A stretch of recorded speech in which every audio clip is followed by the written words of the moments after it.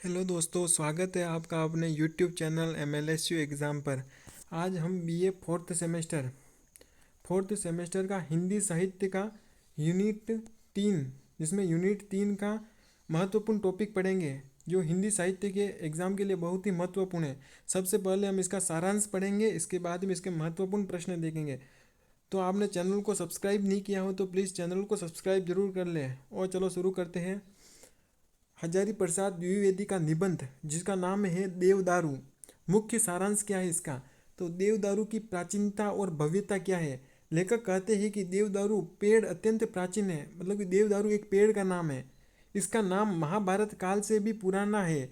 जब महाभारत काल है उससे भी पुराना नाम है इस पेड़ का, जिसका नाम है देवदारू। इसका तारा इतना अधिक है कि मानो यह पर्वतों को पार करके सीधे देवलोक की ओर जा रहा है। मतलब कि इसकी लंबाई इतनी जल्दी बढ़ रही है, मतलब कि ये कल्पना कर रहे हैं हजारी प्रसाद द्विवेदी जी देवदारू के रूप में। अडिगता और फकीरी प्रकृति। अनादि काल के साथ कई पेड़ पौधे लताएं मैदानों उतरी और उन्होंने सत्ता या समाज के साथ एकरूपता की है, लेकिन देवदारू ने अपनी जड़ और खानदानी चाल नहीं छोड़ी। यह पहाड़ों की ऊंचाइयों पर ही अडिग खड़ा रहा। यह जीवन में फकीरी और आज़ादी का संदेश देता है। मतलब कि देवदारू निबंध के माध्यम से हजारी प्रसाद द्विवेदी जी कहना चाहते हैं कि जिस प्रकार देवदारू पेड़ पहाड़ों में भी अपनी अड़ी ऊंचाई पर खड़ा रहा, इस प्रकार मनुष्य को भी फकीरी और आज़ादी में भी इसी प्रकार खड़ा रहना चाहिए। एक मनुष्य की तुलना की है पेड़ से। संस्कृत साहित्य और कालिदास का संदर्भ। लेखक ने संस्कृत के महान कवि कालिदास का स्मरण किया है। कालिदास ने हिमालय की पौराणिक कथाओं और देवदारू के बार बार कांपने का जो वर्णन किया है वह देवदारू की जीवंतता और मस्त मोला प्रकृति का वर्णन है। इसके बाद में देखते हैं लोक जीवन और विश्वास। लेखक को अपने गांव के एक ओझा का प्रसंग भी याद है जो भूत भगाने के लिए देवदारू की लकड़ी का प्रयोग करता था। वैसे ही आधुनिक लोग इसे अंधविश्वास या वहम विचारधारा कहते हैं, लेकिन यह लोक संस्कृति और परंपरा से जुड़े समुद्र तट को सिखाता है। इस प्रकार निष्कर्ष क्या निकला? मतलब कि देवदारू केवल एक पेड़ नहीं है, बल्कि यह हजारों वर्षों का उद्भव और संकट का संघर्ष निर्मम और अडिग मित्र है जो पहाड़ों पर भी खड़ा है एक मजबूती के रूप में। यह हमें सिखाया जाता है कि हमने अपनी मूल गरिमा और सिद्धांतों को बरकरार रखना चाहिए। मतलब कि कितनी भी कठिन परिस्थिति क्यों नहीं आ जाए, हमें एक पेड़ की तरह खड़े रहना चाहिए, उसे डटकर मुकाबला करना चाहिए। तो इसका मुख्य सारांश और पढ़ते हैं, जैसे कि देवदारू निबंध में हजारी प्रसाद द्विवेदी ने देवदारू वृक्ष के माध्यम से भारतीय संस्कृति, प्रकृति, स्वाभिमान और उच्च जीवन मूल्यों का अत्यंत सुंदर चित्रण किया है। मतलब कि जो आज के भारतीय लोग हैं वो संस्कृति भूलते जा रहे हैं, अपनी इस प्रकृति को बिगाड़ रहे हैं, स्वाभिमान में जी रहे हैं। तो उनको संदेश देना चाहते हैं कि जीवन मूल्यों का अत्यंत सुंदर चित्रण किया। लेखक बताते हैं कि देवदारू अत्यंत प्राचीन वृक्ष है, मतलब कि ये भी एक वृक्ष है लेकिन अपने दृढ़ पर खड़ा है। इसका अस्तित्व महाभारत काल से भी पहले का माना जाता है। इसकी ऊंचाई और भव्यता ऐसी है मानो यह धरती से उठकर सीधे देवलोक तक पहुंच रहा है। मतलब अभी भी दृढ़ खड़ा है और इसकी ऊंचाइयां बढ़ती जा रही है। लेखक कहते हैं कि समय के साथ अनेक वृक्ष और लताएं पहाड़ छोड़कर मैदानों में आ गए और परिस्थितियों के अनुसार स्वयं को बदल लिया। मतलब कि ये कहना चाहते हैं कि जिस प्रकार एक व्यक्ति गांव से अपने शहरों में जाकर बस रहा है और अपनों को बदल रहा है, उसी प्रकार कई ऐसे पेड़ हैं जो पहाड़ों को छोड़कर मैदानों में आ गए। यह इस प्रकार से मतलब की तुलना की है। लेकिन देवदारू ने कभी अपनी स्वभाव नहीं बदला। वह आज भी हिमालय की ऊंचाइयों पर अड़िग स्वाभिमानी और स्वतंत्र भाव से खड़ा है। यह मनुष्य से तुलना की है, जिस प्रकार गांव से मनुष्य शहर की तरफ जा रहे हैं। यही कारण है कि वह आत्मसम्मान, दृढ़ता, उच्च आदर्शों का प्रतीक बन गया है। निबंध में लेखक ने संस्कृत के महान कवि कालिदास का उल्लेख करते हुए बताया है कि उन्होंने भी अपने काव्य में देवदारू का सुंदर वर्णन किया है। कालिदास के अनुसार देवदारू हवा के झोंकों में झूमता है, जिससे उसकी जीवंतता, मस्ती और प्रकृति के साथ उसका गहरा संबंध प्रकट होता है। इस प्रकार मनुष्य की तुलना की है कि किस प्रकार मनुष्य अपने कैरियर के लिए कहाँ कहाँ चला जा रहा है। लेखक अपने गांव के एक ओझा का प्रसंग भी सुनाते हैं कि भूत प्रेत भगाने के लिए देवदारू की लकड़ी का प्रयोग करता था। आज भले ही लोग इसे अंधविश्वास माने, लेकिन यह प्रसंग भारतीय लोक जीवन, लोक विश्वास और परंपराओं का परिचायक है। मतलब कि आज भी लोग अंधविश्वास पर भरोसा करते हैं। देवदारू केवल एक वृक्ष नहीं है, बल्कि भारतीय संस्कृति का आत्मगौरव, स्वतंत्रता और साहस और संघर्ष का प्रतीक माना जाता है। वह हमें सिखाता है कि जीवन में कठिनाइयाँ चाहे कितनी भी आए, हमें अपने सिद्धांतों, स्वाभिमान और मूल्यों से कभी समझौता नहीं करना चाहिए। निष्कर्ष क्या निकला? देवदारू निबंध का मुख्य संदेश यह है कि मनुष्य को देवदारू वृक्ष की तरह ऊंचे आदर्शों वाला, आत्मसम्मानी, दृढ़, साहसी और अपनी संस्कृति तथा मूल्यों के प्रति सदैव अड़िग रहना चाहिए। यह सच्चे और महान जीवन की पहचान है। तो इसके महत्वपूर्ण प्रश्न देखते हैं, जैसे कि चलो शुरू करें। देवदारू निबंध का महत्वपूर्ण प्रश्न उत्तर देखते हैं। लेखक हजारी प्रसाद द्विवेदी जी है। प्रश्न आ सकते हैं कि हजारी प्रसाद द्विवेदी जी द्वारा लिखित निबंध का नाम लिखिए। तो देवदारू। प्रश्न नंबर 1, देवदारू निबंध के लेखक कौन है और इसका मुख्य उद्देश्य क्या है?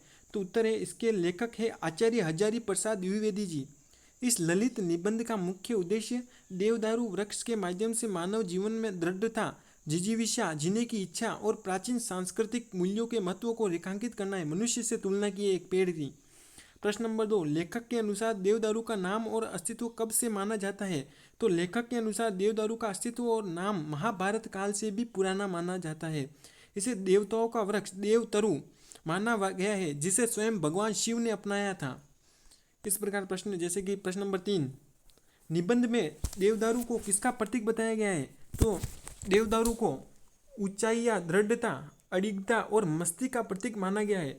विषम परिस्थितियों जैसे कि बर्फबारी और तेज तूफान में भी यह सीधा और शांत खड़ा रहता है, जो मनुष्य को विपरीत समय में धैर्य रखने की प्रेरणा देता है। मतलब कि मनुष्य पर कोई संकट आता है तो वह बिल्कुल अपने विचारों में खो जाता है,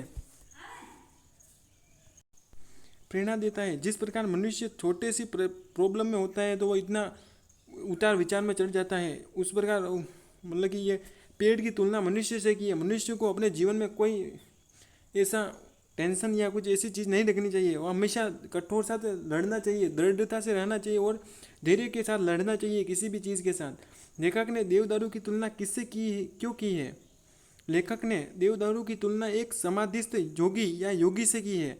जैसे एक योगी सुख दुख से परे होकर ध्यान में लीन रहता है, वैसे ही देवदारू का वृक्ष पहाड़ों की ऊंचाइयों पर बिना किसी हलचल और शांत ऊपर की ओर मुख किए खड़ा रहता है।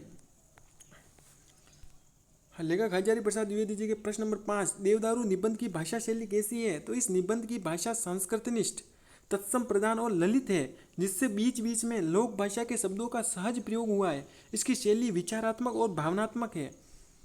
वृक्ष से जुड़े सामान्य ज्ञान और वैज्ञानिक प्रश्न देख लेते हैं, जैसे कि प्रश्न नंबर 6, देवदारू का वैज्ञानिक नाम क्या है और यह मुख्य रूप से कहाँ पाया जाता है? तो इसका वैज्ञानिक नाम है श्रेड्रस देवदारा। यह मुख्य रूप से पश्चिमी हिमालय के पहाड़ी क्षेत्रों जैसे कि हिमाचल प्रदेश, उत्तराखंड, कश्मीर में अधिक ऊंचाइयों पर पाया जाता है। प्रश्न नंबर 7, देवदार दारू की लकड़ी की मुख्य विशेषताएं क्या है?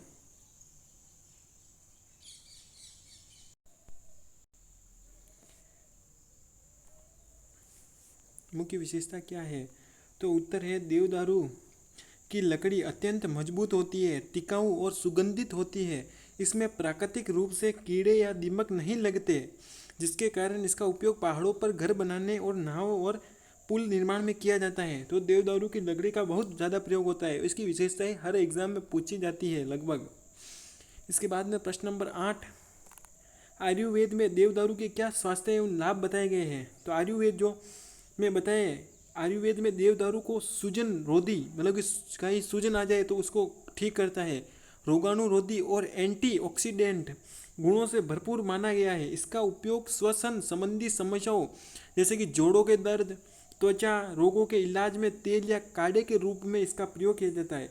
इस प्रकार कई इलाजों में इसका प्रयोग किया जाता है। ये बहुत ही लाभदायक पेड़ है। इसके बाद में शुरू करते हैं देवदारू के निबंध, जो एक बार वापस अच्छे तरीके से पढ़ते हैं, जैसे कि हजारी प्रसाद द्विवेदी जी द्वारा लिखा गया है। परिचय क्या है? देवदारू आचार्य हजारी प्रसाद द्विवेदी का प्रसिद्ध ललित निबंध है। इसमें लेखक ने देवदारू वृक्ष के माध्यम से भारतीय संस्कृति, प्रकृति, आत्मसम्मान और उच्च जीवन मूल्यों का चित्रण किया है। तो मुख्य भाग है कि लेखक बताते हैं कि देवदारू अत्यंत प्राचीन वृक्ष है। मतलब ये पढ़ लिया हमने, ऊपर पढ़ लिया था, जैसे कि ऊंचाइयों पर है, अड़ी खड़ा हुआ है। इसके बाद में प्रश्न नंबर 2, देवदारू निबंध के आधार पर देवदारू वृक्ष की विशेषताओं का वर्णन कीजिए। तो देवदारू वृक्ष के आधार पर हम वर्णन करते हैं। उत्तर है, परिचय, देवदारू हिमालय का प्रसिद्ध एवं पवित्र वृक्ष है। याद रखना, हिमालय का। आचार्य हजारी प्रसाद द्विवेदी ने इसे आदर्श जीवन स्वाभिमान और दृढ़ता का प्रतीक माना है, जो पहाड़ों पर भी खड़ा है। देवदारू मुख्य विशेषताएं। देवदारू अत्यंत प्राचीन एवं विशाल वृक्ष है, बड़ा वृक्ष होता है। यह हिमालय की ऊंची पर्वत श्रृंखलाओं में उगता है। बर्फ, वर्षा और आंधियों का साहसपूर्वक सामना करता है। इसकी लकड़ी मजबूत, टिकाऊ और सुगंधित होती है। 5 नंबर, इसमें दीमक और कीड़े नहीं लगते, मतलब कि कुछ भी कीटनाशक नहीं लगते। 6, यह आत्मसम्मान, साहस और धैर्य और स्वतंत्रता का प्रतीक है, मतलब कि अड़िग खड़ा रहता है। पॉइंट नंबर 7, भारतीय संस्कृति में इसे देव वृक्ष माना गया है। तो आपको याद रखना है, भारतीय संस्कृति में इसे देव वृक्ष माना गया है। प्रश्न नंबर 3, देवदारू निबंध का उद्देश्य एवं संदेश स्पष्ट कीजिए। तो देवदारू परिचय है। इस निबंध में लेखक ने देवदारू वृक्ष के माध्यम से मनुष्य को उच्च जीवन मूल्यों की प्रेरणा दी है, मतलब कि मनुष्य से तुलना की है। मुख्य उद्देश्य क्या है? भारतीय संस्कृति के गौरव को प्रस्तुत करना इसका मुख्य उद्देश्य है। 2, आत्मसम्मान और स्वाभिमान की भावना जगाना। 3, विपरीत परिस्थितियों में भी धैर्य रखने की प्रेरणा देता है। 4, अपने सिद्धांतों और आदर्शों पर अड़िग रहने की शिक्षा देना, मतलब कि मनुष्य को अपने सिद्धांतों और आदर्शों पर अड़िग रहना है, मतलब कि टिके रहना है। विपरीत परिस्थितियों में भी धैर्य रखने की प्रेरणा मनुष्य को रखनी चाहिए। प्रकृति के प्रति प्रेम और सम्मान उत्पन्न करना इसका मुख्य उद्देश्य है।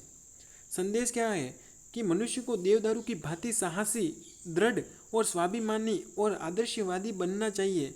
कठिन परिस्थितियों में भी अपने मूल्यों और संस्कृति का त्याग नहीं करना चाहिए, मतलब कोई भी परेशानी आ जाए तो अपने मूल्यों और का त्याग नहीं करना चाहिए, बल्कि उससे दृढ़ तरीके से लड़ना चाहिए। प्रश्न नंबर 4, देवदारू निबंध की भाषा शैली पर प्रकाश डालिए। तो उत्तर है परिचय। आचार्य हजारी प्रसाद द्विवेदी जी के प्रसिद्ध निबंधकार हैं। इनकी भाषा शैली अत्यंत प्रभावशाली, साहित्यिक एवं भावपूर्ण है। भाषा शैली की विशेषताएं। भाषा संस्कृत निष्ठ एवं तत्सम प्रधान है। 2, आवश्यकता अनुसार लोक भाषा के शब्दों का भी प्रयोग किया गया है, मतलब लोगों के द्वारा जो भाषा बोली जाती है उसका भी प्रयोग किया गया है। शैली ललित और विचारात्मक तथा भावनात्मक है, मतलब कि भावों के आधार पर बनाई गई शैली है। प्रकृति का सुंदर एवं सजीव चित्रण मिलता है इसमें। 5 नंबर, भाषा सरल, प्रवाहपूर्ण और प्रभावशाली है। 6, उपमा, रूपक और मानवीकरण जैसे अलंकारों का सुंदर प्रयोग किया गया है। इस प्रकार हमारी यूनिट 3 पूरी कंप्लीट हो चुकी है। वीडियो अच्छा लगा हो तो चैनल को सब्सक्राइब, वीडियो को लाइक शेयर जरूर करें। धन्यवाद। मिलेंगे नेक्स्ट यूनिट में।